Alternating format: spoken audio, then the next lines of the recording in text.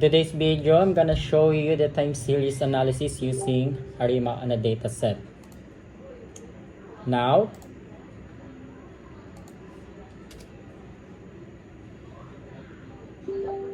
we must upload the data set file first before we install the libraries.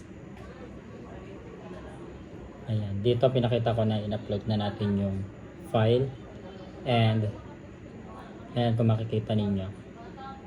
Tsaka tayo i-input ng mga libraries.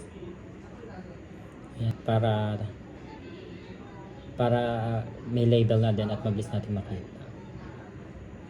Now, simulan na natin yung ating data.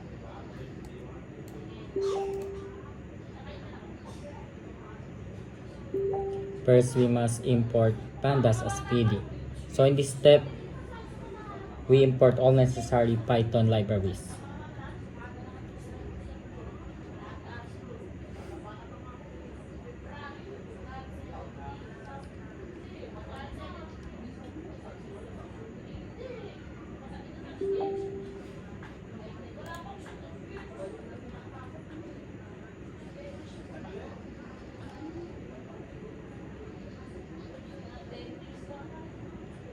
So pandas is used for data handling, matplotlib for visualization, and stats model provides tools for time series analysis such as stationary testing.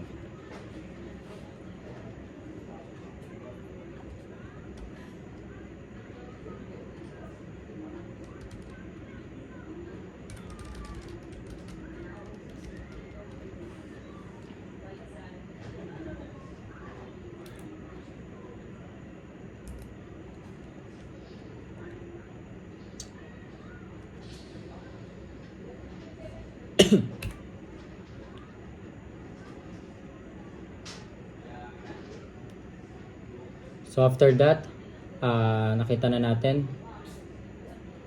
yung datasets containing the prices using pandas.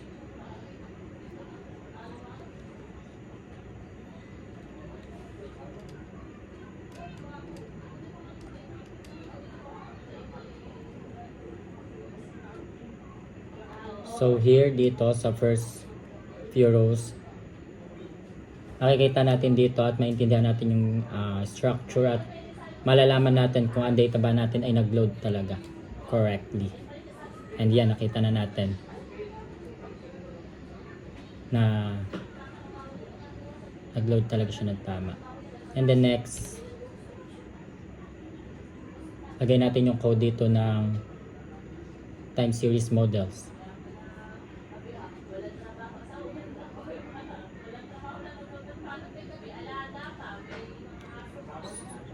So in these steps, we convert the date column into date time format and set it as index so model recognize the time order.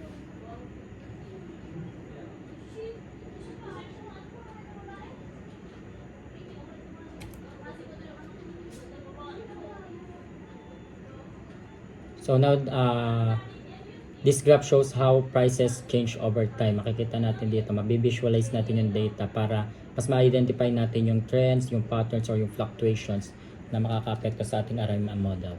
Ayan. Ayan, dito nakita na natin yung ating graph. And proceed tayo sa next code. So dito, gagamit tayo ng augmented decouplr para ma-check natin yung stationarity nito.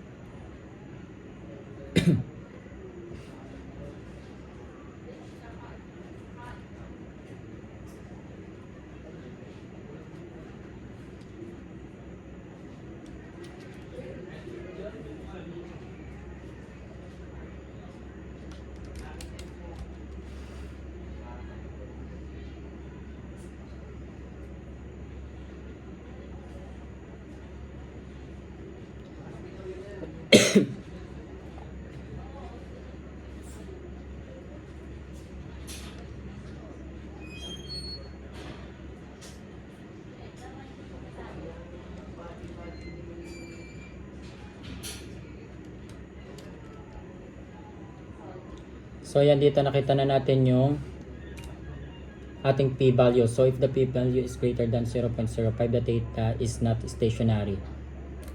Ngayon, hindi stationary yung ating data. We apply first order differencing. So this removes trends and stabilizes the mean of the series.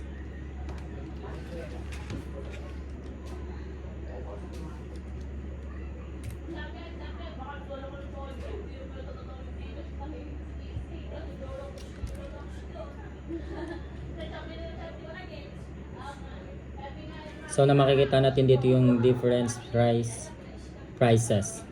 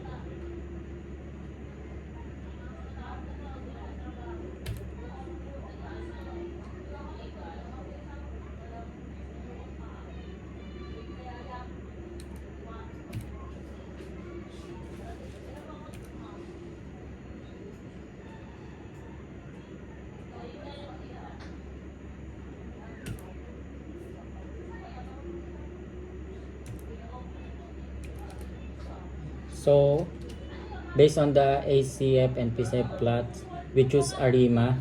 So the model is then fitted on the data.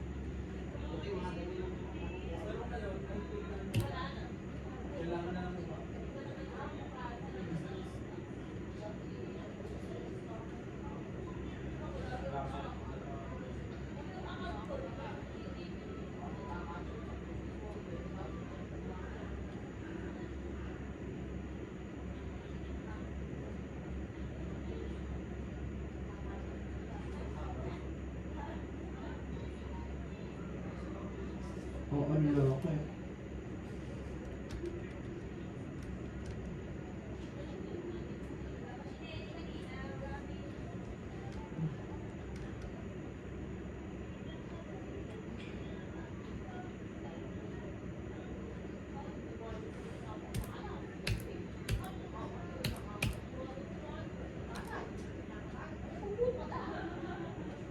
So dito makikita na natin yung diagnostic plots help evaluate the model's performance. And then the next,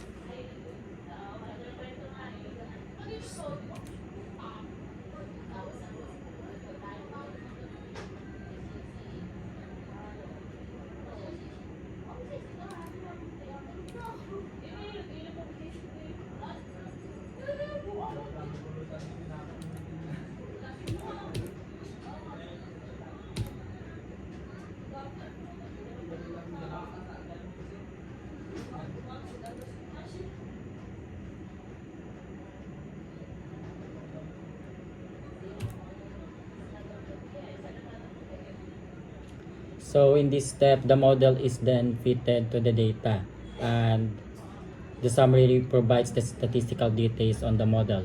Kung makikita nyo yan. Makikita natin yung statistical details niya.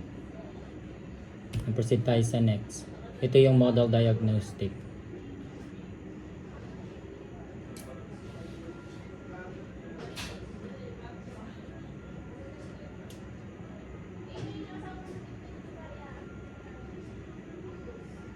Magpa-forecast muna pala tayo dito.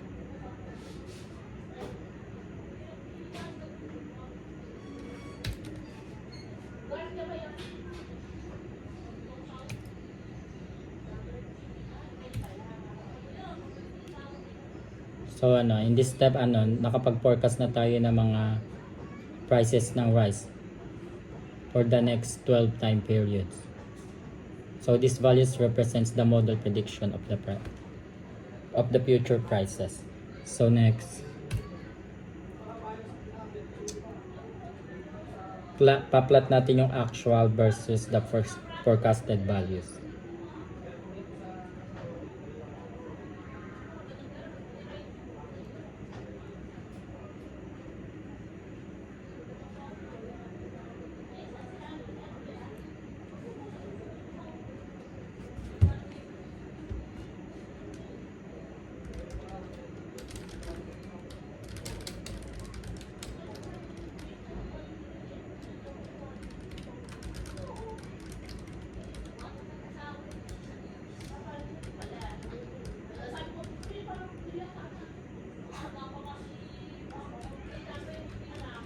So makikita natin dito yung graph.